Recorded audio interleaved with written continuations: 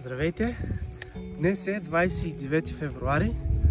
Докато се подготвяме за празника Трифон за Ризан, също започнахме да засаждаме нашите млади лозя от два сорта. Първият е Мерло 519. Избрахме го, защото има много добра устойчивост към болестите. Също така гроздото е с отлични характеристики, много плодови вкусови аромати на малина, череша, така доста мек танинов профил и вината стават както за млади, така и за отлежаване.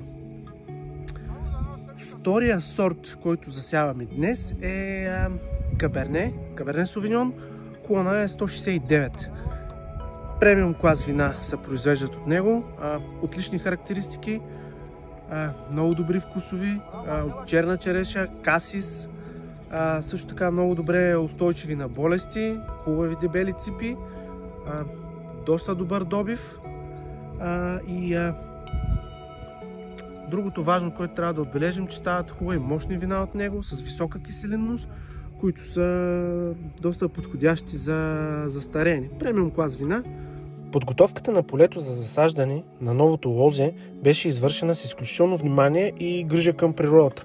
Започнахме с дълбока обработка на почвата, за да създадем идеални условия за развитие на кореновата система на новите лозички, последвана от старателно дисковане за допълнително подобряване на структурата на почвата. Важно е да отбележим, че в процеса не са използвани тотални хербициди. Предпочитаме природосъобразен подход. За прецизно разкрояване на полето използвахме трактор, оборудван с GPS. Това ни позволи да осигурим идеална подредба. Междуредовото разстояние е 2 метра и 20 см, разстоянието между лозите 1 метър.